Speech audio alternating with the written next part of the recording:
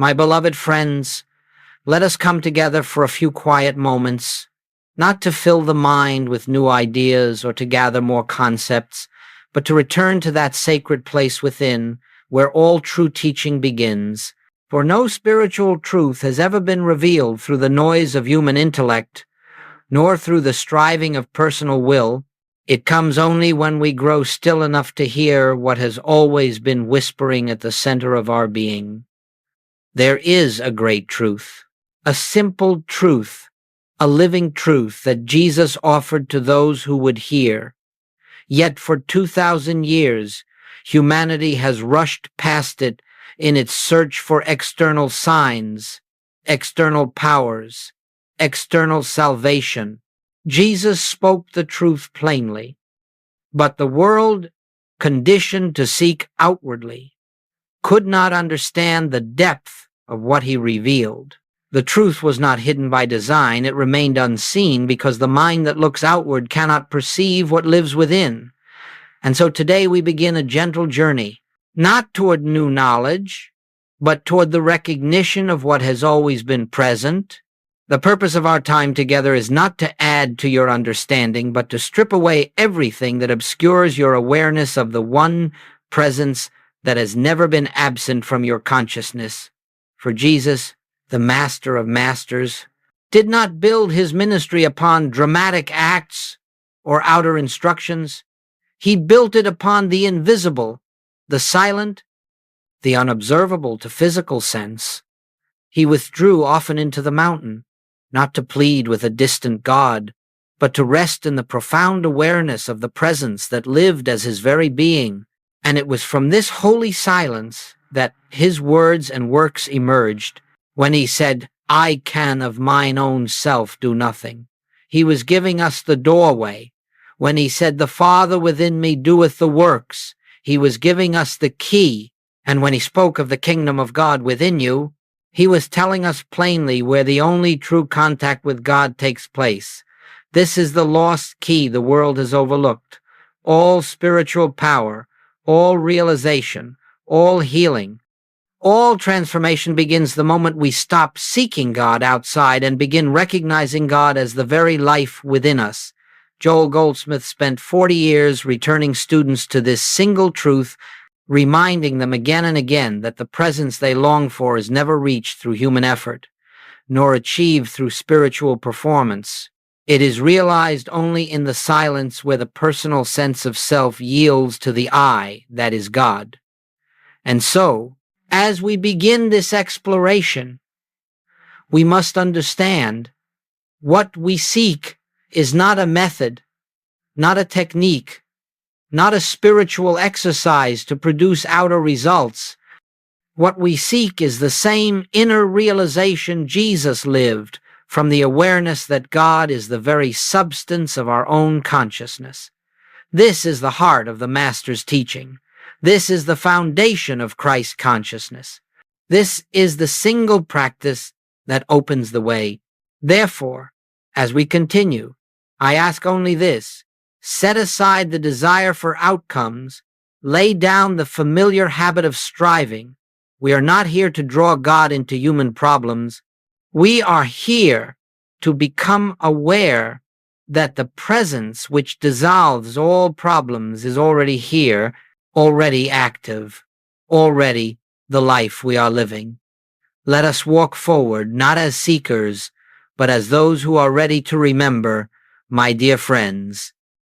Before we can understand the silent practice that leads to Christ consciousness, we must first recognize why so many sincere seekers wander for years without finding what their hearts long for.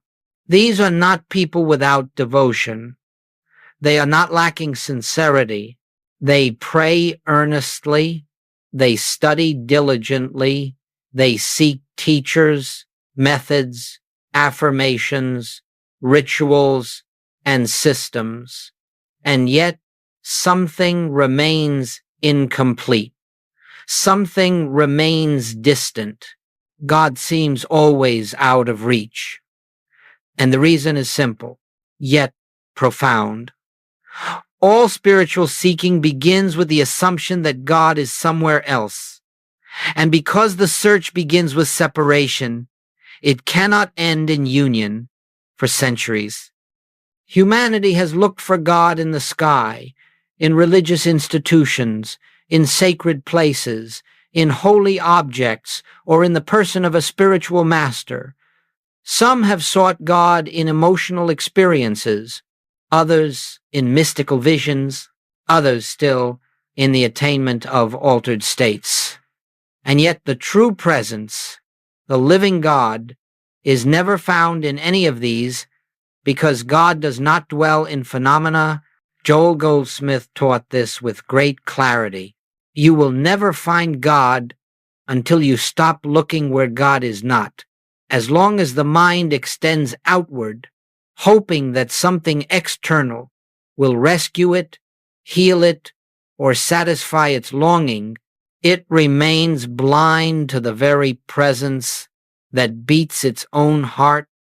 This is why the search fails.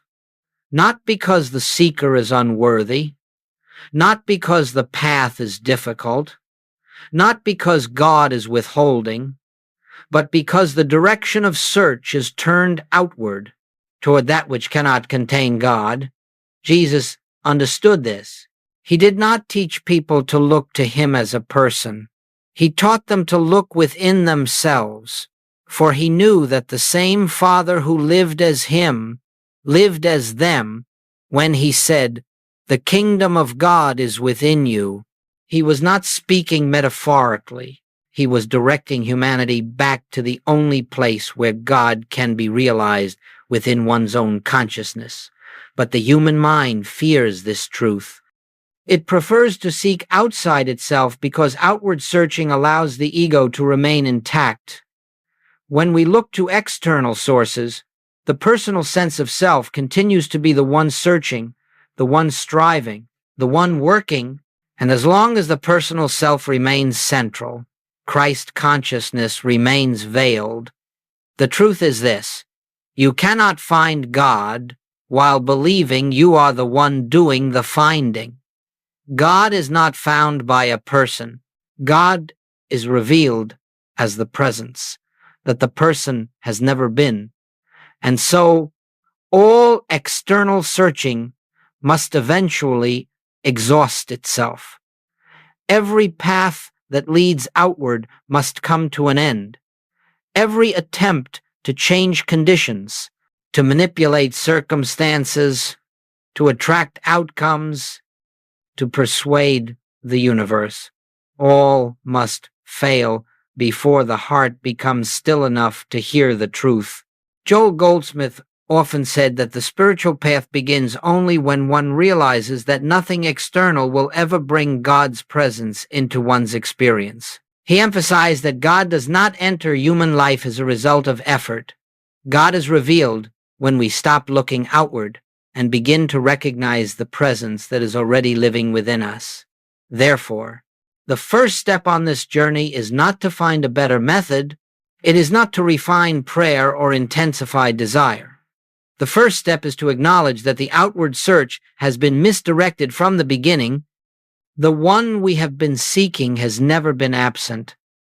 The presence we long for has never been hidden. It is only we who have wandered outward, believing that the light we seek shines somewhere beyond the horizon. Let us then, with humility and with quiet surrender, lay down the outward search. Let us release the belief that God is elsewhere, and let us turn inward, not into the mind, not into thought, but into the deep stillness where the presence lives as our very being. For until we make this turn, the spiritual path cannot truly begin. And once we make it, the journey unfolds in a way that is effortless, natural, and filled with grace. And now, my friends, having turned our gaze inward, let us look more deeply at one of the most misunderstood teachings ever spoken by the Master. His instruction to take no thought Nowhere in Scripture do we find a command more central to the awakening of Christ consciousness, yet nowhere do we find one more ignored, more softened, or more explained away by the human mind. Jesus did not say, take fewer thoughts. He did not say, take better thoughts. He did not say, think positively, or affirm your desires, or hold the right mental image. He said simply, take no thought. Why? Because Jesus understood something that the human mind cannot comprehend. The activity of thought is the activity of the personal self, and the personal self can never enter the kingdom. To take thought is to remain in the realm of human effort. It is to believe that through the power of thought we can reach God or manipulate the conditions of our lives. But thought is of the mind, and the mind is not the instrument through which God reveals himself. God is not known by thought. God is known only in the silence beyond thought. When Jesus withdrew to the hillside alone, he was not engaging in an exercise of mental activity. He was not visualizing success, shaping outcomes, or repeating affirmations.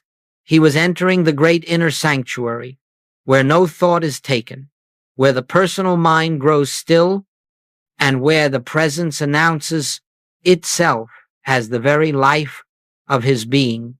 Joel Goldsmith understood this perfectly, and he made it the foundation of his entire ministry. He taught that the moment you begin to take thought about health, supply, safety, or harmony, you move away from the infinite and back into the realm of appearances. For thought is always tied to conditions, and conditions belong to the world of sense perception. But the kingdom, the Christ, the presence, does not dwell in the realm of thought. It dwells in consciousness itself.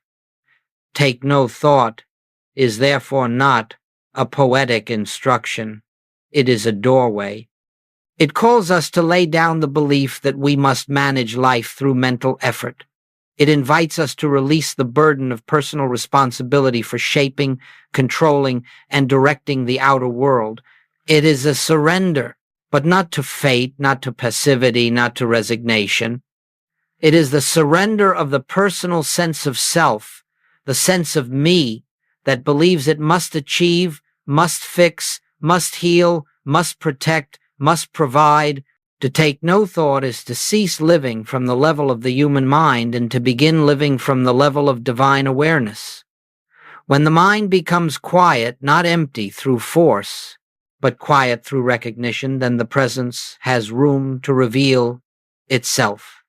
And when the presence reveals itself, something begins to happen that thought could never accomplish. Peace arises without cause. Guidance appears without planning. Healing unfolds without effort. Supply flows without anxiety. Harmony manifests without manipulation. All of this happens because the personal I, the I that takes thought, is no longer the one attempting to live life. The divine I, the I am, begins to live the life through us. Jesus was showing humanity the principle of spiritual life. When thought ceases, God acts. When the mind grows still, the presence reveals its fullness. When personal effort yields, divine activity takes its place. This is why taking no thought is essential for Christ consciousness. As long as thought is active, the personal sense of self is active.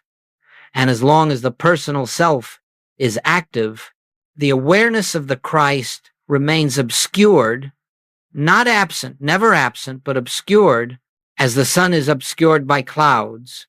Therefore, when Jesus says, take no thought, he is inviting us into a life where the mind is no longer the master, where the mind is no longer the source of guidance, where the mind no longer attempts to bring God into circumstances.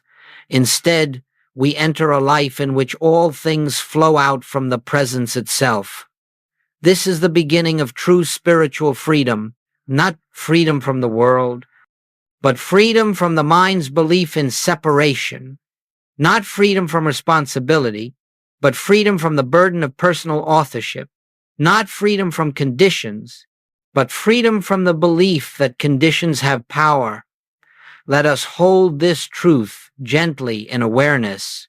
Christ's consciousness begins where human thought ends. And so, as we move forward, we do so with a new understanding. We do not seek to think our way into the kingdom. We do not attempt to improve the quality of our thoughts. We begin by honoring the Master's instruction. We begin by letting the mind grow still. We begin by taking no thought.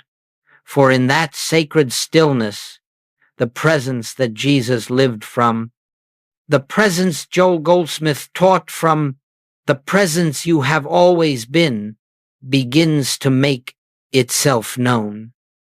And now, beloved friends, having understood the futility of outward seeking and the meaning of the Master's instruction to take no thought, we arrive at the heart of our journey together, the one silent practice that opens the way to Christ consciousness.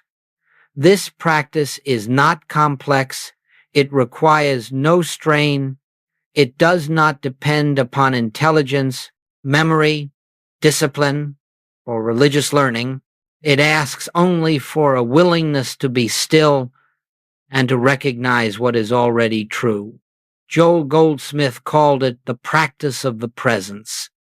But do not let the simplicity of that phrase hide the immensity of what it contains. For this is the practice through which the veil of separation dissolves. This is the practice through which the activity of the personal self yields to the activity of God. This is the practice through which Christ consciousness becomes a living experience rather than a distant ideal. Let us understand it clearly. The practice of the presence is not the attempt to bring God into your life. It is the recognition that God is already the life you are living. It is not a reaching outward. It is not an effort to contact something beyond you. It is the gentle, turning inward to the awareness that the presence is here already, closer than breath, nearer than thought, more intimate than the sense of I.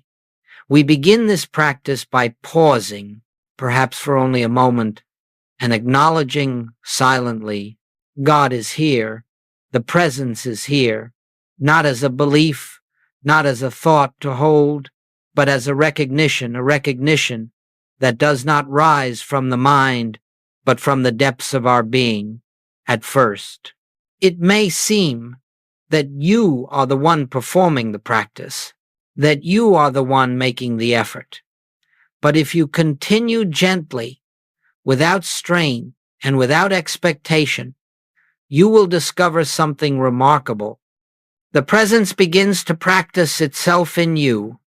What began as your effort becomes an effortless awareness that arises on its own. Like a flame kindled by a fire you did not light, the practice of the presence does not require words. In fact, too many words will draw you back into the mind, and the mind is the curtain that hides the light. A simple inner awareness is enough, an awareness that says, I do not walk alone. I do not think alone. I do not breathe alone. The presence is the very life that I call myself. This recognition does not instantly change conditions. Rather, it changes the one who is experiencing the conditions. It lifts you out of the personal sense of self and places you in the atmosphere of divine sonship, the awareness that Jesus lived from, the awareness through which he performed his works. And then, as you rest in this recognition, something begins to happen. Thoughts may arise, but they no longer claim you. Fears may surface, but they no longer define you. Problems may appear, but they no longer bind you. For you begin to feel even if only faintly at first, that the presence which sustains the universe is sustaining you, you begin to sense that you are being lived, being breathed, being carried by a life greater than your human identity. The practice of the presence is not meditation as the world understands it. Meditation often seeks stillness as a goal. But the practice of the presence is not seeking, it is recognizing. It is the quiet acknowledgement that God is the only presence, the only power, the only life functioning here. It is the inner realization that you are not a separate self trying to reach God. You are the place where God is appearing as individual consciousness. You need not force silence. You need not suppress thought. You need not attempt to hold on to the presence. Simply rest in gentle awareness. If the mind wanders, let it wander. If thoughts come, let them come. The presence is not disturbed by the movements of the mind any more than the sky is disturbed by a passing cloud. As this practice continues, perhaps over days, perhaps over weeks, a new quality begins to enter your experience. A subtle peace, a quiet confidence, an inner stillness that does not depend upon circumstances. This is the fruit of the practice of the presence. This is the dawn of Christ consciousness. For Christ consciousness does not arrive with fanfare. It does not enter through visions or voices. It reveals itself in the gentle awareness that where I am, God is, and that nothing can ever separate me from the presence that is my life. The one silent practice is simply this: rest in the awareness of God's presence as your own consciousness without asking, without seeking, without expecting, and allow that presence to reveal its own fullness in its own way. This is enough. This is everything. This is the secret the Master lived from. This is the way Joel Goldsmith brought countless souls into the realization of oneness. And this is the beginning of the life you were meant to live, my beloved friends. As we move into deeper waters of this sacred work, it becomes important to understand, not intellectually but intuitively, what takes place within you when you enter into the practice of the presence. The mind will not understand this at first, and it does not need to. But your awareness must be gently led into the recognition of what truly occurs when you rest in the silence where God is revealed. When you sit in quiet acknowledgement that the presence is here, the first thing you may notice is the activity of the mind. Thoughts arise, sometimes many, sometimes few. They come in waves, they pass in currents, they present themselves as problems, memories, distractions, or judgments. It may appear as though the mind grows noisier the moment you decide to be still. But do not be concerned. This is not a sign of failure. This is not a barrier to the presence. This is simply the mind revealing itself to you as it has always been, for you are not fully aware of the mind's incessant activity until you become still enough to witness it. And witnessing is the beginning of liberation. When you observe the mind without engaging it, you stand at the threshold where the human sense of self begins to loosen its hold. Joel Goldsmith often said, "The mind is not a power. When you see its movement clearly, you realize it has only the power you have unknowingly given it. And when you refrain from taking thought, you reclaim your awareness from the tyranny of mental activity. As you rest in this gentle recognition of the presence, something subtle begins to take place. The thoughts continue, but they no longer feel personal. They arise, but they do not cling. They pass through consciousness like birds crossing an open sky, seen, but leaving no trace. You begin to discover, perhaps for the first time, that you are not the mind, you are not the thinker, you are not the one creating these thoughts. You are the awareness in which they appear. This shift from identifying with the mind to witnessing the mind is the beginning of spiritual freedom. It is the first dissolving of the personal self, and it is the first opening through which Christ consciousness floods into experience. As the mind quiets, not through force, but through non-identification, a spaciousness begins to appear, a softness, a feeling of inner openness. This is not emotional peace. It is not a product of mood. It is the atmosphere of divine presence making itself felt. You may notice, too, that the problems you carried into your meditation begin to lose their weight. They have not been solved outwardly, yet their power to disturb you diminishes. Why? Because the mind that clings to the problem is dissolving. The awareness that believes the problem is real is yielding to the inner knowing that the presence is the only reality operating here. This is the miracle of the practice of the presence. It changes the quality of consciousness itself. And when consciousness changes, the world appears differently, not because the world has changed, but because the one perceiving it has awakened. As you continue resting in the awareness that God is the life of me, God is the mind of me, God is the presence here, another shift begins to take place. You feel less like a person trying to reach God, and more like a witness to a presence that is functioning effortlessly through you. The thoughts slow, the mind softens, the personal sense of I grows faint, not lost, not destroyed, simply seen as an appearance without substance.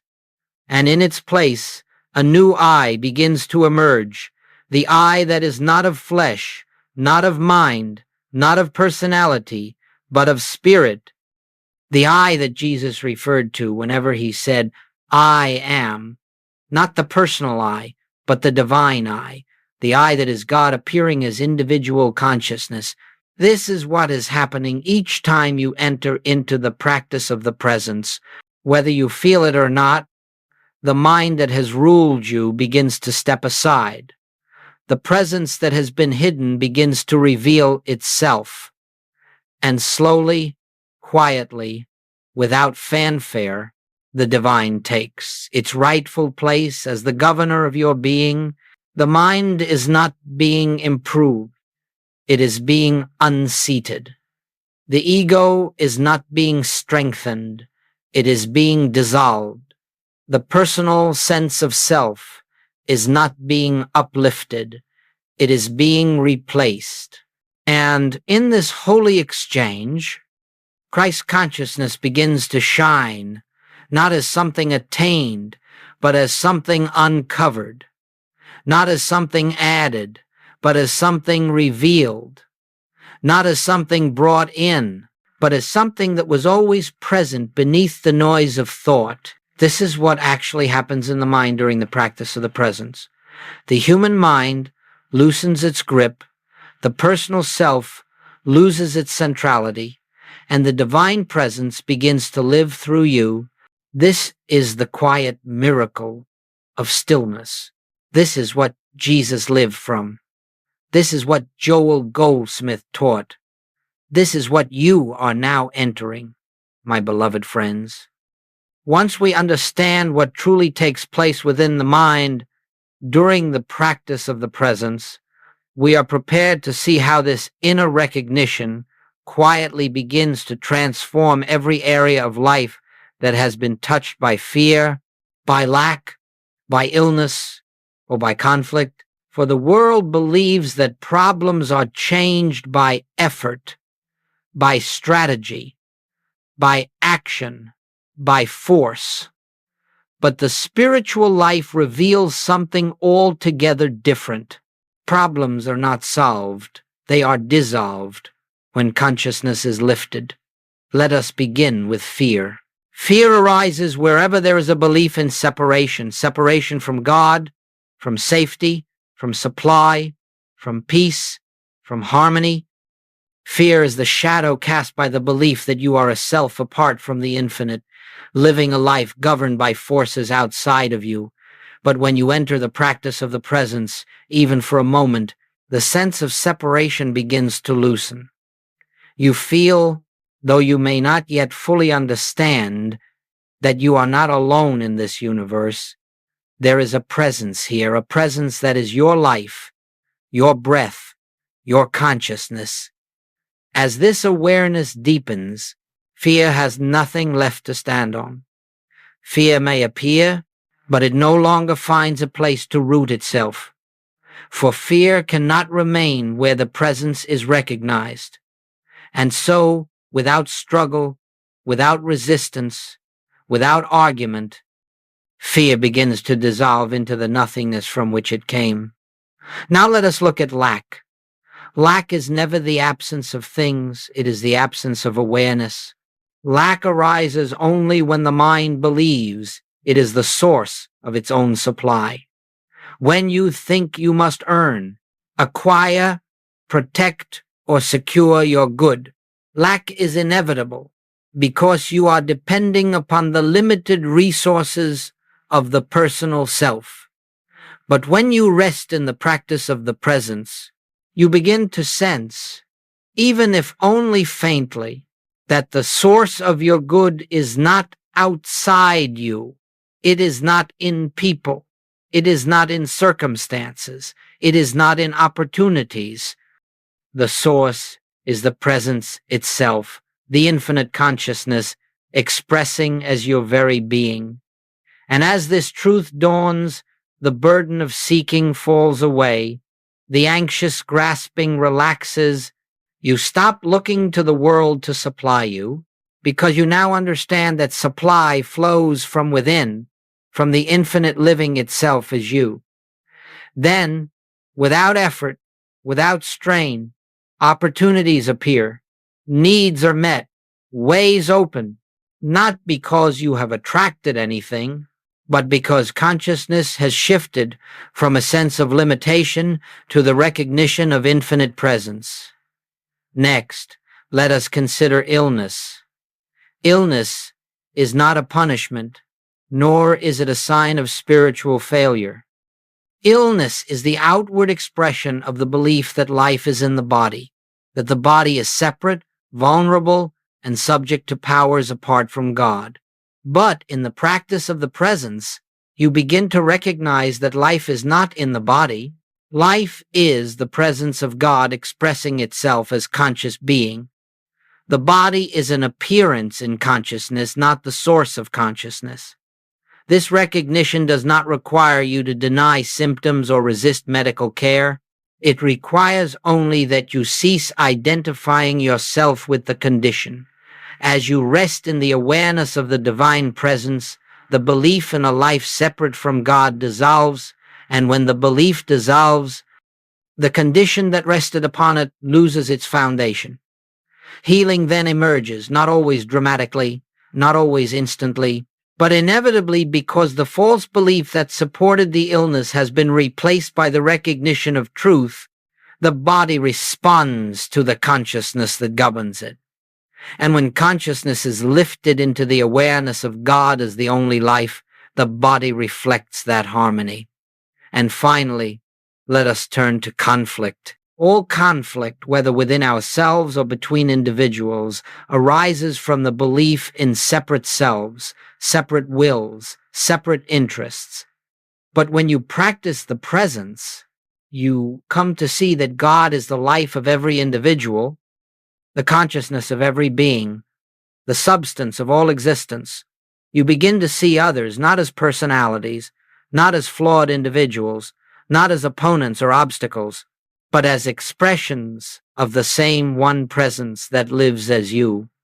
As this recognition deepens, conflict loses its meaning.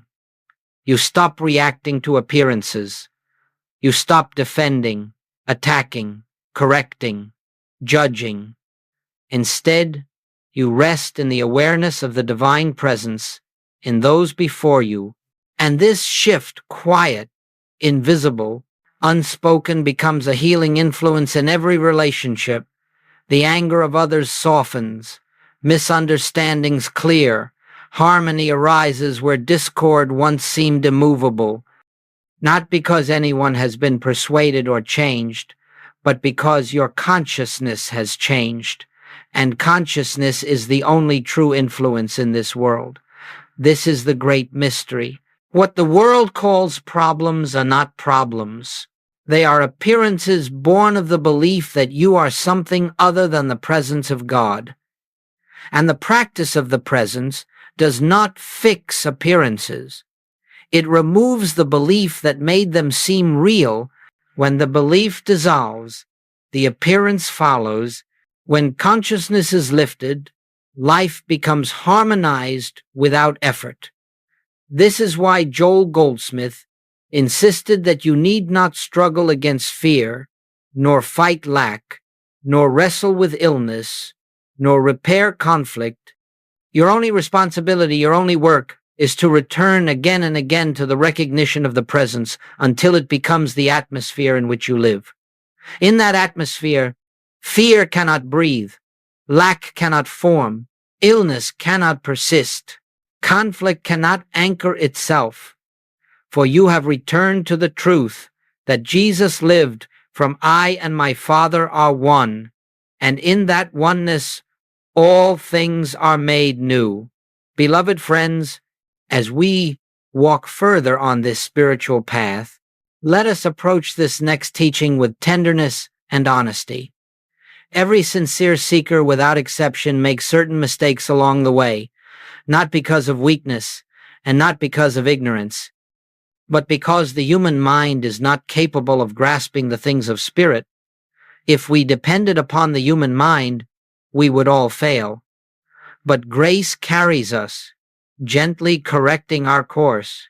As long as we remain receptive, let us then look at these mistakes, not with judgment but with compassion, as Jesus looked upon humanity with the understanding that they know not what they do, and let us see how each mistake can be quietly transformed through awareness of the presence. The first mistake, trying to use truth to fix problems. The most common error is the attempt to use spiritual truth the way one might use a tool to fix, to repair, to improve the human condition. Perhaps you discover the practice of the presence and then immediately try to apply it to your finances, to your health, to your relationships. And when nothing happens quickly enough, you grow discouraged. But my friends, truth cannot be used. God cannot be used. Spiritual principles are not techniques. Truth reveals itself where the personal desire to manipulate outcomes falls away. If you come to this practice with an agenda, even a sincere one, you will find yourself frustrated, because God is not governed by human intention. The divine is realized only when you relinquish the desire to improve your life and instead desire only to know God. The gentle correction is this: do not practice to change conditions, practice to know the presence.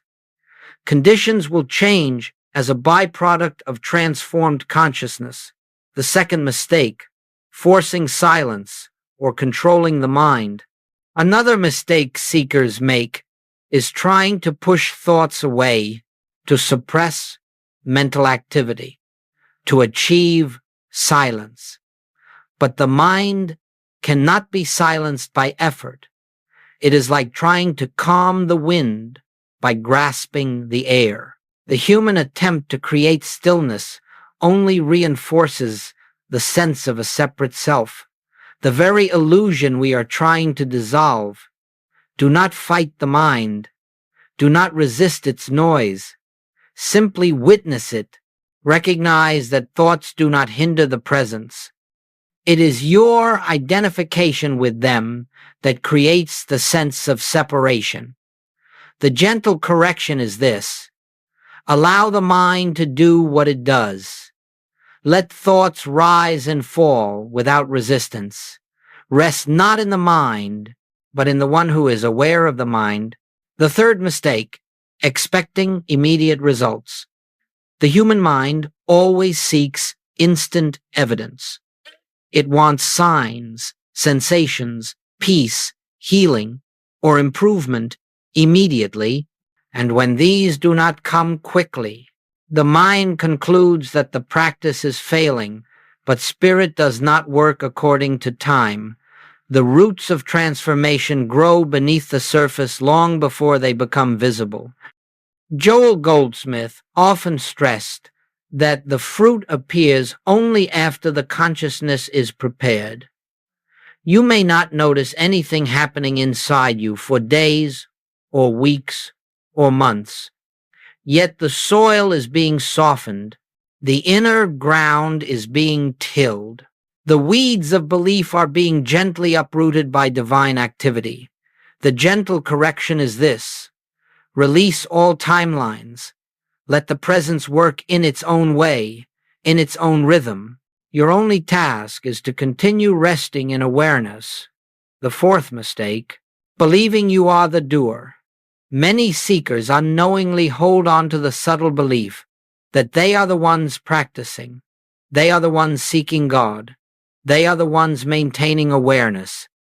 But the spiritual journey does not advance through personal effort. The moment you think you are accomplishing something spiritually, the personal self has re-entered through the back door. Grace is the only power. God is the only activity. The presence is the only practitioner. You are not achieving awareness. Awareness is revealing itself. You are not reaching God. God is expressing itself as your consciousness. The gentle correction is this: surrender the sense of personal effort. Let the presence do the practice in you. The fifth mistake, turning the teaching into intellect. Some seekers collect teachings the way others collect souvenirs, reading, listening, studying, analyzing, quoting. But spiritual truth is not understood through the mind. The mind can hold the words, but only the heart can receive the revelation. The danger of intellectual understanding is that it creates a false sense of attainment. One may speak beautifully, yet lack the awareness that gives life to the words. Joel Goldsmith warned repeatedly, truth must become a living experience, not a theory.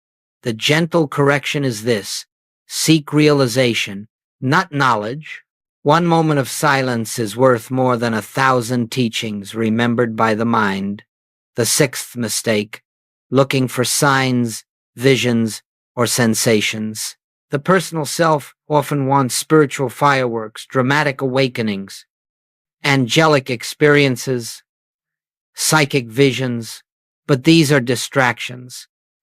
They keep the seeker outwardly oriented, searching for phenomena rather than resting in the simple, quiet awareness of God. The presence is not loud. The Christ comes not as thunder, but as stillness. The deepest revelation is often the most subtle. The gentle correction is this: do not seek experiences. Seek only to be present with the presence. Let revelation unfold without expectation. The seventh mistake, trying to change emotions through will. Many seekers believe they must overcome fear, sadness, anxiety, or anger before they can experience the presence. They try to force positivity to correct their emotional state through effort, but emotions are not obstacles. They are simply weather patterns passing through consciousness. Your work is not to change the emotion. Your work is to recognize that you are not the emotion, you are the awareness in which it arises. The gentle correction is this: let emotions be as they are. Do not resist them, do not indulge them. Rest in the awareness that is untouched by them. Beloved friends, every mistake we have spoken of arises from the same root: the belief that you, as a separate self, must achieve something spiritually. The gentle correction to every mistake is the same. Rest, yield, surrender. Take no thought for your life. Let the presence reveal itself. For in the recognition of God as the only self, every mistake loses its power. The path becomes simple. The way becomes clear. And the Christ, the divine presence within, becomes the guiding light. Beloved friends, as you continue to rest in the practice of the presence quietly, gently, without striving or expectation, there comes a time when something within you begins to shift. Not dramatically, not suddenly, not with fireworks or visions, but with the soft certainty of dawn rising over the horizon. Christ consciousness does not announce itself with noise. It reveals itself with stillness. Let us look together at the subtle, unmistakable signs that this inner awakening has begun to unfold within you. These signs are not accomplishments. They are not achievements. They are simply indicators that the personal sense of self is giving way to the divine. Self that the I, which Jesus spoke of, is beginning to shine through the veil of the human mind. 1. A growing sense of inner stillness. The first sign is often the least dramatic and yet the most profound. You begin to notice a quiet center within you that remains untouched by circumstances, even while the world around you moves in its usual rhythm. Even while challenges arise, there is a stillness beneath the surface. You feel a calm that is not created by thought, not dependent on events, but arising from within itself. This stillness is the presence. This stillness is the Christ. This stillness is the whisper of your true identity. 2. A softening of fear and anxiety. Fear does not disappear all at once, nor does it need to. But you begin to sense that fear is no longer the master of your life. It arises, but it does not grip you. You feel it, but you are not immersed in it. You watch it, as though from a distance, knowing perhaps for the first time that fear has no real power over the one who rests in God. This is not the courage of the human self. It is the absence of fear in the presence of the infinite. 3. A reduced interest in controlling outcomes. The personal self is always trying to manage, shape, direct, and manipulate life. But as Christ consciousness awakens, you begin to feel less compelled to control. You sense that life unfolds according to a wisdom far greater than the human mind. You trust more, you relax more, you release the constant pressure to figure everything out. You discover that surrender is not passivity. It is resting in the assurance that God is the governing presence. 4. A new way of seeing others. One of the clearest signs of awakening is the transformation of perception. You begin to look at people differently, not as personalities, not as problems, not as obstacles, not as separate selves. You begin to sense the same presence expressing itself through every individual you meet. You look at those who challenge you, who misunderstand you, who oppose you, and something within you whispers, "This too is God appearing." It does not mean you condone harmful behavior. It means you see beneath the behavior to the divine. Reality. 5. A spontaneous compassion you did not try to cultivate. Christ consciousness does not make you sentimental. It makes you aware. And in that awareness, a natural compassion arises, not the compassion of sympathy, but the compassion of understanding. You do not feel sorry for others. You feel connected to them. You sense their divine essence, even when they do not. This compassion does not drain you. It flows through you as the activity of God's love. 6. A deeper sensitivity to inner guidance. You begin to notice subtle impulses, quiet promptings that are not thoughts, not emotions, not desires. These promptings are gentle, yet they carry a clarity that the mind cannot produce. You find yourself doing the right thing at the right moment without planning it. You speak words that heal without preparing them. You avoid paths that once tempted you. You walk into situations with awareness rather than reactivity. This is not intuition. This is divine intelligence revealing itself as your consciousness. 7. A dissolving of the sense of hurry. The world hurries because it believes something can be missed. The awakened soul knows nothing essential can ever be withheld. That which is yours in spirit cannot be taken, cannot be delayed, cannot be lost. And so hurry dissolves. You move more slowly, not outwardly, but inwardly. You become aligned with the rhythm of peace. 8. A lessening of personal importance. As Christ consciousness dawns, the personal sense of I becomes lighter. The need to be right diminishes. The desire to be seen, admired, validated, or understood falls away. You feel content to be silent, content to be unknown, content to walk the path without recognition. This is not self-denial. It is the freedom of no longer needing to be the center of your world. 9. A quiet joy that has no cause. Perhaps the most beautiful sign of all is the emergence of joy, not excitement, not pleasure, not happiness born of favorable conditions, but joy without reason, a joy that arises from nowhere, belongs to no one, and depends upon nothing. It is the joy of being itself. It is the joy Jesus knew when he said, "My joy I give unto you."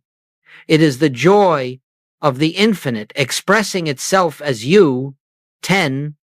A subtle certainty that you are not alone. There comes a moment, perhaps in silence, perhaps in the midst of daily activity, when you feel a presence so intimate, so familiar, so loving, that you can only rest in awe. You do not see anything, you do not hear anything, yet you come to know, without explanation, that you are not living your life alone. Something is living you. Something is guiding you. Something is carrying you. This is the dawning of Christ within. This is the awakening of the divine self. Beloved friends, these signs may appear gradually, subtly, and without fanfare. But when they appear, know that the seed has sprouted, the dawn has broken, the light has begun to shine. You are awakening not to a new self, but to the self that has always been present behind the mask of the human identity.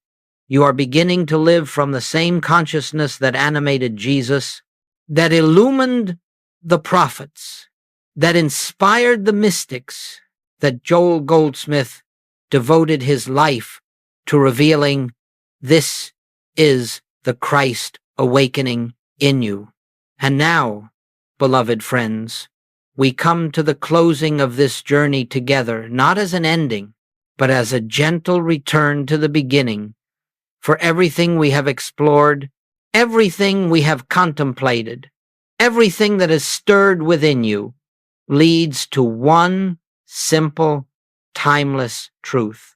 The presence is here. The presence has always been here. The presence will never leave you. This entire teaching, this entire path, every practice, every silence, every recognition brings you back to this one point of awareness. God is the life of you. Not far off, not hidden, not waiting to be found, but living as your very consciousness in this moment. You do not become spiritual. You do not rise into Christ consciousness. You do not attain divine awareness, You simply awaken to what has always been true. As you go forth from this message, do not carry it as knowledge. Do not attempt to remember every word. Do not place these teachings on a shelf in your mind. Instead, allow them to dissolve gently into the inner silence where the real work is done. Let them sink beneath thoughts and become experience, for truth bears fruit only when it becomes living awareness, not information. It must be lived, not learned. It must be realized, not recited. We return now to the one practice that makes everything possible, the silent, resting in the presence. This is the doorway. This is the fountain. This is the source of all healing, all supply, all peace. Nothing else is required of you. No rituals, no strain, no effort, no seeking. Simply the gentle turning inward again and again to the awareness, I am not alone. The presence is living me. Wait. As this recognition deepens, you will discover that the world loses its power to disturb you. Circumstances lose their ability to intimidate you. People lose their ability to define you. Problems lose their power to anchor you. For you will know, not with the mind, but with the heart, that only one life is living all creation, and that life is expressing itself as you. Wherever you go, you will carry the atmosphere of this presence. Not because you try to help others, not because you preach or persuade, but because the Christ within you becomes a quiet radiation of peace. There will be moments when you find yourself pausing naturally throughout the day, without effort, without intention, simply because the presence is so near. You will feel the invisible companionship that Jesus spoke of when he said, I am with you always. You will sense that something greater than the personal self is guiding, sustaining, lifting, and unfolding your life. And as this awareness matures, you will realize that your spiritual journey is not a path you walk toward God. It is the path through which God reveals itself as your life. You have not moved closer to God. You have awakened to God as the only life there is. As we close this teaching, let us rest for a moment in the silence that is not empty, but full of presence, full of peace, full of the quiet assurance that the infinite lives here now.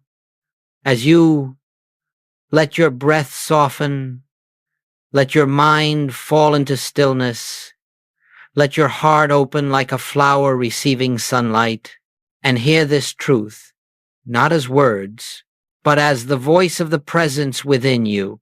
Where I am, God is. Where God is, all is well. I am. Carry this awareness gently with you. Return to it often. Rest in it quietly. Let it guide your steps. Let it shape your days. Let it reveal the life that has always been yours. And may the Christ that is your true self shine more brightly with every moment, until the personal sense of life dissolves completely into the living presence of God. Peace be with you. Beloved friends, not the peace the world gives, but the peace that comes from knowing God is the only presence. God is the only power. God is the only life. And that life is you.